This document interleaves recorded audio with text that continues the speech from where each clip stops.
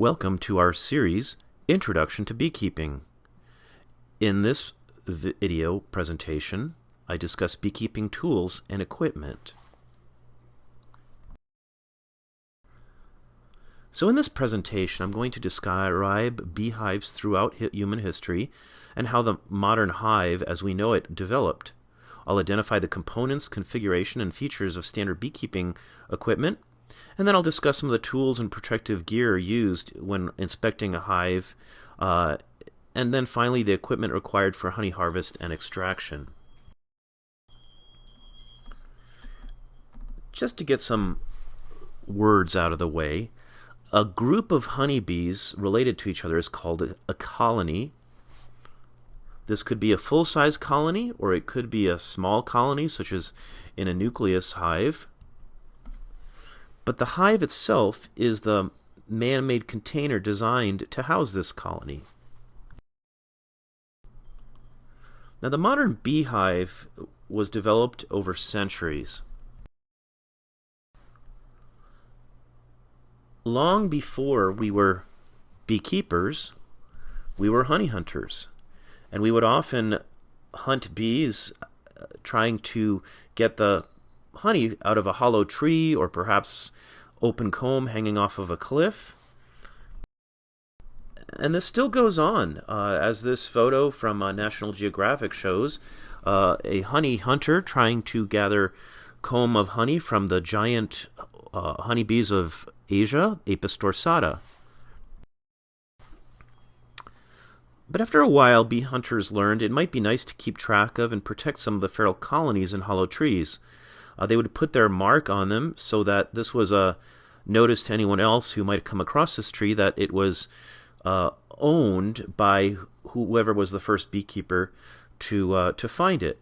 Sometimes they would cut compartments or doors into the side of the tree so they could reach in, remove the honeycomb without actually killing the beehive or bee colony of bees itself. And later they learned that if they could cut this tree down or branch down without killing or harming the bees, they could bring them back to a central location where they could protect them from theft from other honey hunters or from wild predators. The first such hives that humans used were basically hollow logs that were either hung in a tree or stood somewhere in a location behind a fence or a wall.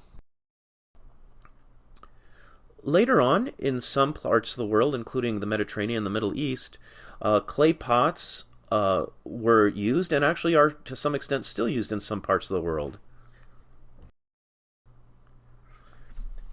In Northern Europe, they began using skeps, which are basically baskets made out of straw in which the bees could set up housekeeping. Sometimes they were covered with mud or manure to make them a little bit more watertight. One of the downsides of using skeps, however, is much of the time when they needed to harvest the honey is they would end up killing the colony of bees. Now, using skeps to keep bees in is not legal in the U.S. Most states have rules and laws against having a colony in a hive that you cannot inspect the comb, but they are very interesting for historical purposes, and they are still used in some parts of the old world, such as in Europe. The first movable frame hive was invented by Francois Huber in 1789. Basically, these opened up like a leaf of a book, but were attached with hinges, and through this type of movable frame hive, Huber could observe the bees and learn from them and learn some of their behaviors. Now, in the 1800s, there was a time of innovation among beekeeping. Many different types of hives were developed around this time. Everyone was trying to build a better beehive. Even though Reverend Langstroth was not the first person to develop a movable frame beehive, he is considered the father of modern American beekeeping for a couple of reasons. He learned about bee space. Bee space is important to understanding how the bee organizes and produces its comb. If the space is larger than 3/8 of an inch or so, they will fill it up with more comb. And if it is less than that, smaller than a bee can fit through, then they will fill it up. So basically, bee space is enough for two bees to walk on the opposite face of the comb without touching each other. It can be no larger than that, or they will build a comb. And if it is too small for a bee to get into, then they will seal it up with wax or with propolis. Before there were movable frame hives, bees were kept in skeps, hollow logs, or even just wooden boxes. The problem, though, is with this type of beekeeping is you couldn't open the hive to inspect the combs for disease, such as American foul brood, and you'd often have to destroy that part of the hive when you cut out that comb to harvest the honey. And then in October 1852, Langstroth received a patent for his hive, which we call the modern Langstroth hive, although the hives that we use now that we call Langstroth hives aren't exactly the same kind of hive that Langstroth had invented. But if you look, the hives really haven't changed all that much compared to how they were a century ago. The benefit of having movable frames is you can rapidly inspect a hive without angering the bees from killing excess bees. If you have a weak colony, you can trade frames of brood or eggs from a strong colony to a weak colony. More space can be added to strong colonies for increasing the size of the colony. Because you can look at the comb and inspect it, you can find your queen more quickly. And you can also look directly at the brood comb to see if there are any brood diseases that need to be addressed. And then finally, you can change how the configuration is of your hive, depending what time of year it is, how much honey they need. And then you can extract the honey without destroying the comb or killing the bees. Back in the day before they had movable frames, we would either use the honey as comb honey or we would have to press it out. But either way, when the bees wanted to make more comb, they would have to secrete new wax to make new comb, which was labor and energy intensive for the bees. But if you can extract the honey from the comb and then return it back to the hive, they don't have to do all that work of making new comb from scratch.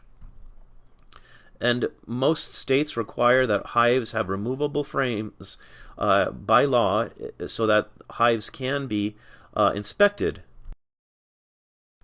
Now there are other types of hives too that can be used. The top bar hive is a common one. Originally it was based off of traditional hives in Africa, but the difference is it was made so there would be frames that would hang down so that even though it was a different configuration than, say, a Langstroth hive, it's still possible to pull these combs out and inspect them and look at how the bees are doing. Another type is called a ware hive, which basically is a more vertical type where the bees still draw with their own comb. Then there's the Bienenhaus, which from German means bee house. It's used in other countries too. The AZ hive from Slovenia, where basically the hives are inside a building and the beekeeper accesses them from the rear, where they're protected. The beekeeper is protected from the wind and so on. And there's many other new hives too. The flow hive, a lot of beekeepers have fairly strong opinions about this. The bees really don't care what type of hive we put them in. Basically, whatever hive we put them in depends on the beekeeper needs and preferences. I think the biggest problem a lot of experienced beekeepers have with the flow hive is it makes it seem like beekeeping is so easy. You just put the bees in there and then you just open it up like tapping a keg of beer or getting maple syrup out of a maple tree. And you honestly still need to know how to be a beekeeper, no matter whether you put them in a flow hive or a top bar hive or a more traditional Langstroth hive. I tend to recommend new beekeepers start out with standard equipment like a Langstroth hive simply because it's easier to get, and you can also use other beekeepers' equipment. And then later, if you want to start dabbling in some of these other non-traditional or less common types of hives, then go for it. But first, learn how to be a good beekeeper before you start going into some of these alternative options for equipment. Okay, let's go through and review the parts of a standard beehive. In a Langstroth beehive, typically there's a cover. Backyard beekeepers will tend to use a telescoping cover with an inner cover. Or if you're a commercial beekeeper, you may just simply use a single migratory cover. Those allow the hives to be fit tightly together on a pallet for hives that might be moved around a lot. Typically there are two deep boxes. They can be either 10 frame or 8 frame. A bottom board, an entrance reducer, some type of feeder, and then later honey supers where you can put the honeycomb so that you can harvest any extra honey that your bees may not need for themselves. We put bees on hive stands to keep them off the ground, away from water. The woodenware can rot if it's placed directly on the ground. Sometimes we put them up on stands, and these can be as simple as a cinder block, or it can be something that's built, or even a specifically commercially made hive stand. Some folks just put them on a pallet, or even like some blocks of wood. On the bottom of the hive is what we call the bottom board. It's something that you put the hive boxes on. It's a little bit longer than the brood box. The front entrance is a place for the bees to land on. There's different types of bottom boards. Some of them are screened for ventilation or for reviewing mite counts to see if you have a lot of mites in your hive.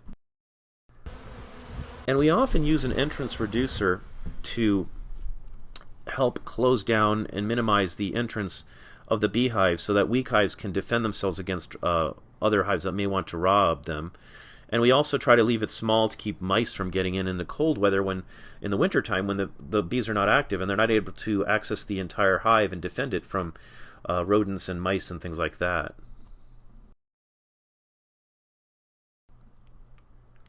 Now the hive boxes come in different widths and different depths. There are 10 frame boxes, which is what I started out with and what I still use. Some beekeepers prefer 8 frame boxes. They're a little bit less heavy. And then we can also have boxes that are 5 frames wide, as in a nuke. A nuke is a small colony used for starting out or for other purposes. And then the boxes can be different depending how deep they are. So there are deep boxes, 9 and 5/8 inches high, medium boxes, and then shallows. Most commonly, deep boxes are used for the brood nest and for the bees' own storage needs, whereas the shallow boxes and mediums are used more commonly for honey harvest. But there are exceptions. There are some beekeepers who like to keep everything in one type of equipment. You certainly can have all of your honey boxes in deeps, but they will get very heavy if they're full of honey. And the same thing, some beekeepers use all boxes as mediums. Again, the bees don't really care as long as they have enough space and it provides them with what they need. We sometimes call the boxes different names depending on their purpose. For example, the brood box is where the queen lays her eggs and the baby bees are raised. The honey super is where the bees store honey for later harvest.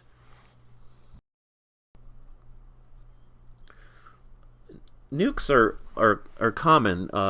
And honestly, even if you're not planning on, breeding or reproducing a lot of hives, it's good to have a few nukes on hand, just in case you need to make a split, or just in case one of your hive swarms and you need somewhere to put it temporarily until you can get full-size equipment.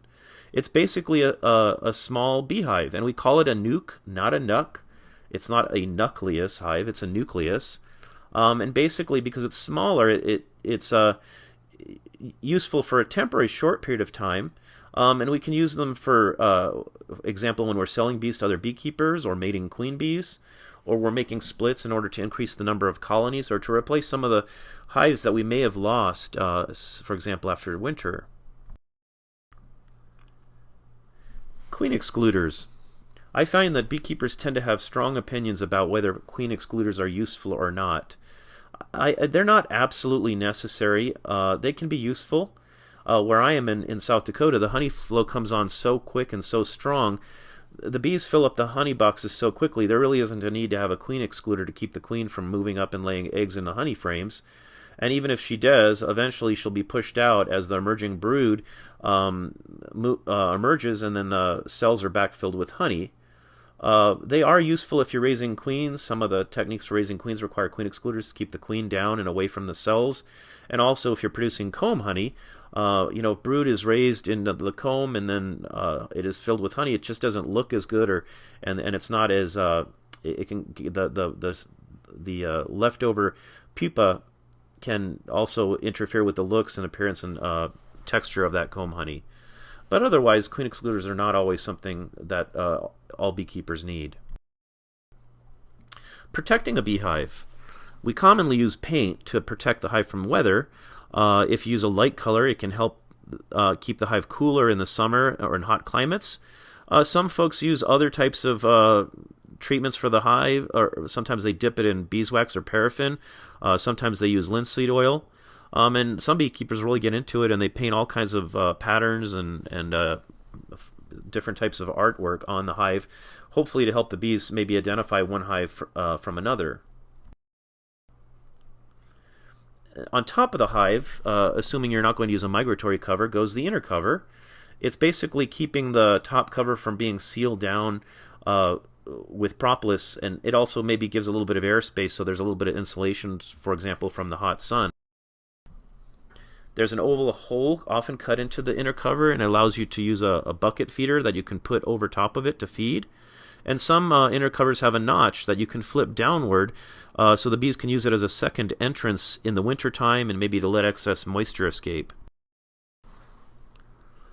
And then on top of the inner cover goes a telescoping cover. It has a rim around all sides and the front and back, so that any rain or snow will not get into the hive but sort of fall off and go to the ground. Now, commercial beekeepers don't use inner covers or telescoping covers. They use a one-piece cover called a migratory cover. It basically allows the hives to be stacked close together during transportation or when they're on a pallet. Inside the hive, we use wooden frames. You know, when I first started out, the plastic foundation that was available was limited and didn't work very well, so we had to use wax foundation. The bees like it. They like the wax, but you have to wire it and fasten it properly so that it stays within the frame itself and doesn't sag. There's also a concern about where that wax foundation came from. Maybe there's chemicals or pesticides that had gotten in, from wherever that wax was sourced. Then there are one-piece plastic frames with foundation. They're easy to use. You basically stick them right into the hive. They don't draw comb as well, and then the plastic frames are slippery, so you might just drop them and the whole frame will fall on the ground, and the bees don't like that, obviously. And if the queen was on that frame and you dropped it, then she could be lost or injured if the frame fell on the ground. And then finally, wooden frames that are covered with wax-covered foundation. So they're easier to grip than an all-plastic frame. They're very interchangeable with any of these other frames. But because it's plastic, the bees don't always draw it out quite as readily as they might as compared to all-wax foundation. And one thing, if you are going to use the plastic foundation, use the black plastic foundation in the brood boxes. It just makes the eggs stand out so much easier.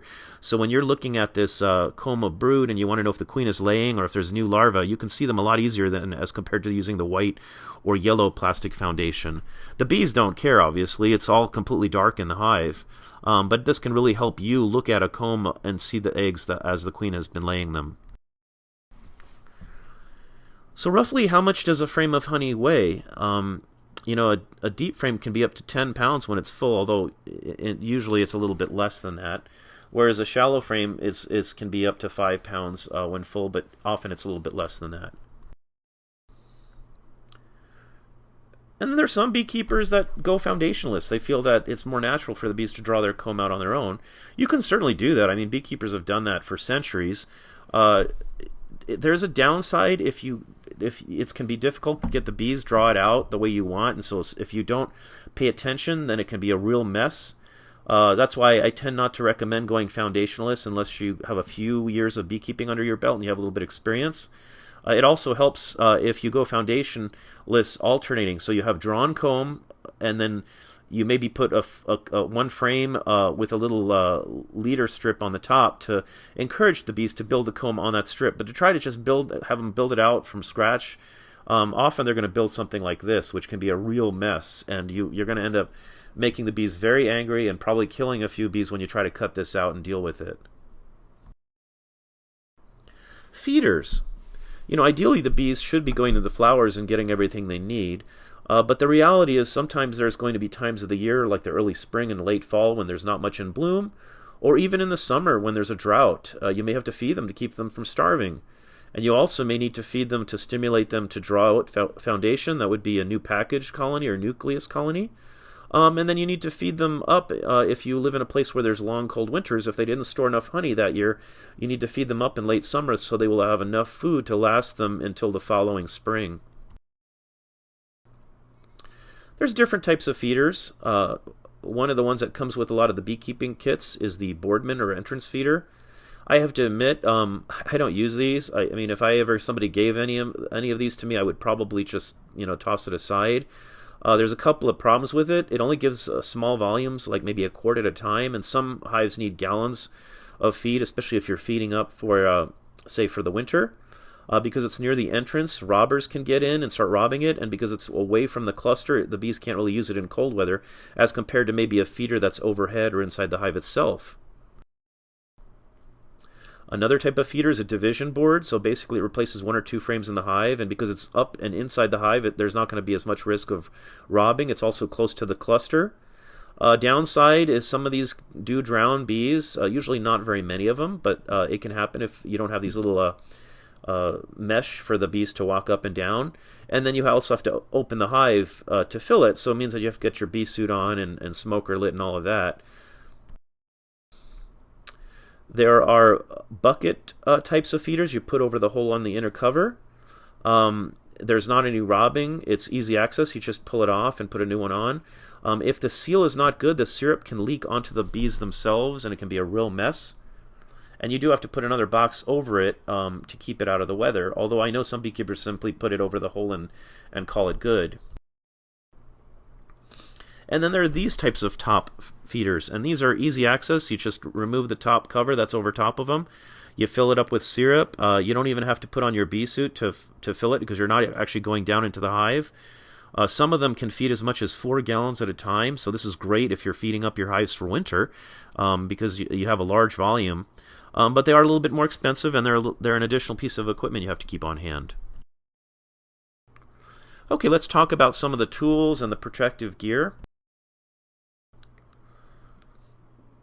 Well, for one, you need a veil to keep the bees off of your face. Bees instinctively, when they become defensive, will go after your face and into anything shiny. You think about, including your eyeball, you think about what is their natural predator. That's a bear. So they're going to go after something that can get the bear's attention, and that's going to be either the bear's nose or the bear's eyes.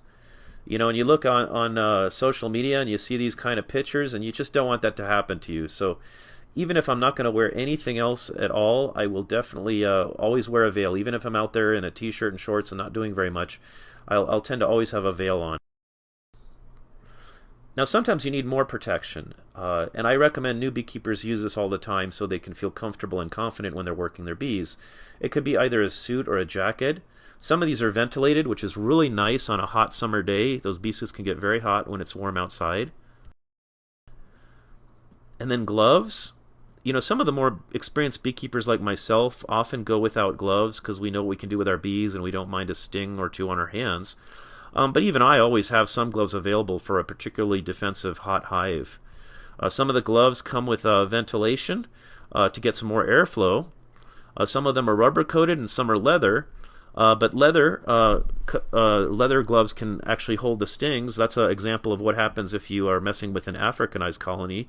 Those literally are thousands of stings on that one glove, and now the bees are going to smell that alarm pheromone, and it's going to get them even more agitated more easy if you go into the next hive, even if you haven't done anything to them.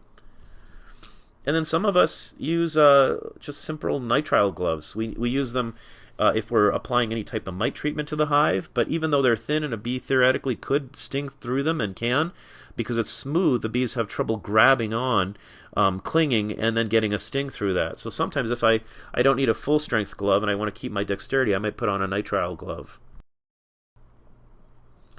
Then we have hive tools. This allows us to pry open the boxes. The bees will seal it down fairly tightly, and then also allows us to scrape wax off and propolis. It's always good to have more than one because they tend to get lost. It's good if you paint them in a colorful color so it doesn't end up in the long grass and you find it later with your lawnmower. Now, smokers are used to keep the bees calm when working them. A little puff goes a long way. Don't overdo it. And I have another presentation about how to light and use a smoker. There really is an art to how to use a smoker and how to keep it lit. It helps keep the bees calm while working them. And if you have a hive like this and you want to put the box back on, all the bees have crawled out. If you just put that box on top of all those bees, you are going to crush hundreds of them, and it will make them very upset. And so you will usually use a puff to kind of push those bees down and back into the hive, so that when you put the box down, there's not going to be any bees on top of the combs or down in the edges that you might squash. And humans have been using smoke to manage bees for tens of thousands of years, even long before we were actually beekeepers, when we were still honey hunters. It's some folks say, well, I don't want to use smoke because it's not natural, but it's something that we have done for many centuries. It basically just the bees' alarm pheromone is not as effective. Some beekeepers say, oh, well, they go and they think their hive is on fire and they go up and they feed on honey. But I use a smoker and I'm already in there in 10, 15 seconds, and there's no time for the bees to go inside the hive and fill up on honey. But it does keep them calmer by interfering with their ability to spread the alarm pheromone and let the other hives or other bees know that perhaps they're under attack and they need to go out and defend the hive. Some of the other gears and tools which are optional that you might want is maybe a toolbox or bucket to keep the gear in as you're walking around your bee yard, maybe a wheelbarrow or a cart for moving boxes, a frame holder, extra smoker fuel, reading glasses if you're old like me and need to see up close. A notebook is always good. You might need a vaporizer for oxalic acid, a system to mark your queens. Duct tape can also be very useful, not just for fixing things, but just even putting the duct tape on the roof of the hive and writing with a Sharpie, like your little note, so you don't forget later on. If you're traveling to out yards, it's good to always have a cooler with beverages. It gets hot in the summer, and you can get dehydrated. And then a flashlight, just in case you're stuck after dark. But if I was only able to have 3 beekeeping tools, I would have a smoker, a hive tool, and a veil. I could probably do most of my beekeeping with just those 3 tools. Now later on, when your bees are producing honey, you'll need equipment to harvest and extract that. As a first-year beekeeper, you probably aren't going to have to worry about this your first year. But once you're in your second year, that's when you're going to need to think about honey harvesting. Well, one of the first things that you need to do is find a way to get the bees out of the hive. Now, you could just take the comb out one at a time and brush them with a brush, but that sometimes can get bees a little bit agitated. But if you put a one-way escape on the top box and then put the honey super above, over the 24 to 40 hours, the bees will walk down back to the main hive, but because it's a one-way entrance, they won't be able to get back up. Now, you got to make sure the supers are well sealed, because if there's a crack, then other bees may come in and decide to rob it out. And if there's any brood up in those honey supers, the bees won't leave the brood, so that it won't work so well if there's any brood that is up in the honey supers. Another way to get the bees out of the boxes, it tends to be used more by large-scale or commercial beekeepers, is a bee blower. Basically, it's a leaf blower or other device that produces a rapid blast of air, and the bees can be blown right out of the supers with that air. Typically, the queen should not be up there because there should not be any brood, and typically these are older bees, so they'll just simply fly back to the original hive as if nothing happened. Another method to get the bees out of the hive is a fume board, and you can use different types of chemicals that are available commercially that you put in the fume board, and the bees basically crawl back out of the hive or back down into the brood boxes. Because these chemicals are volatile, this method tends to work best in warm weather as compared to in much colder weather. You'll need a way to uncap if you're going to extract and make liquid extracted honey. There is a plane or a heated knife. When I first started out, I just used a knife that I put into hot water and then cut, but it didn't stay hot very long, and it was kind of a real pain. But they do have these knives or planes that are electronically heated, which does make it a lot more convenient. Sometimes you can use a capping scratcher. That is parts of that you missed, or maybe the comb is a little bit irregular and you can't get the knife or plane down, so you can use the cappings on scratcher to remove the cappings from that one spot.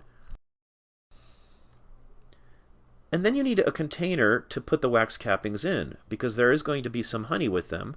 And so you basically let the honey drip through to the bottom of the tank and out of a spigot.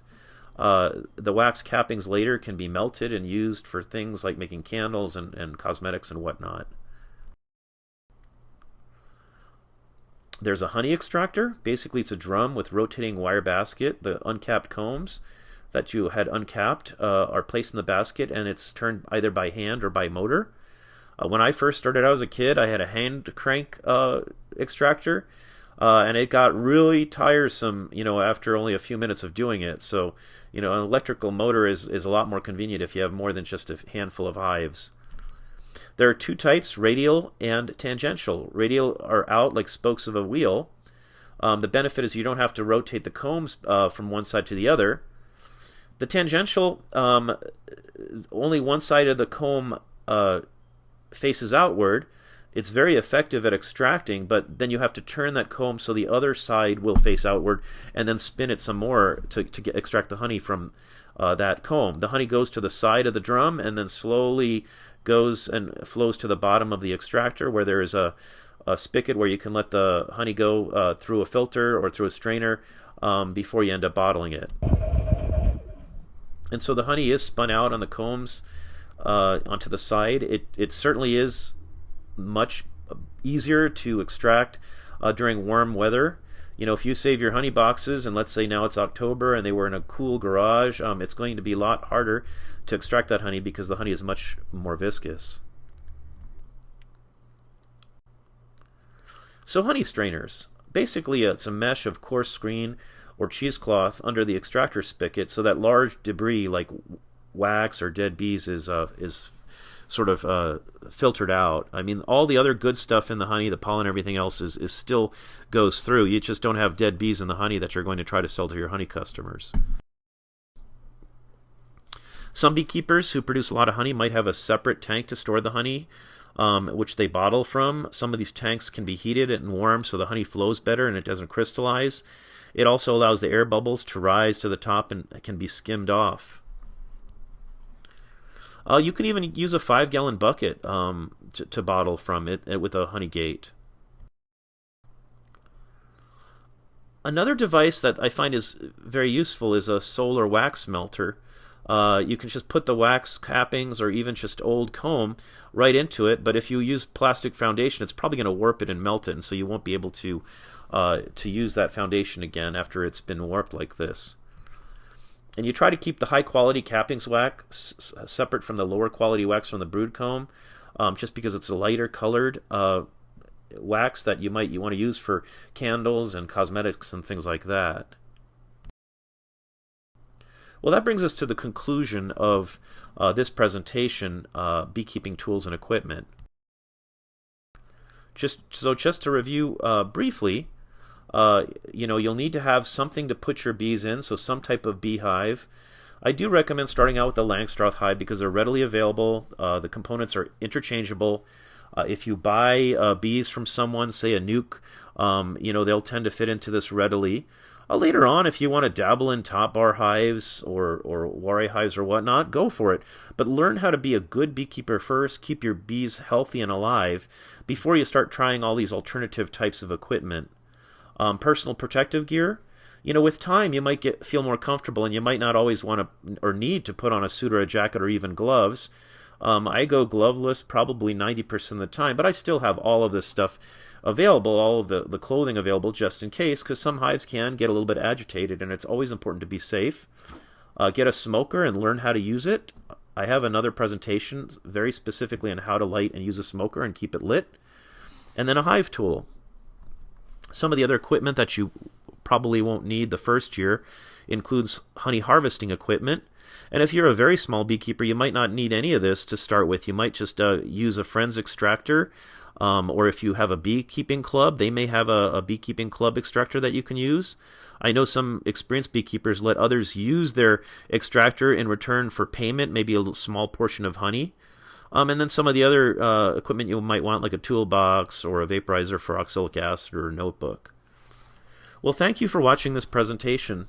I hope the introduction to beekeeping presentations help you learn how to be a beekeeper and how to be a better beekeeper. Thank you.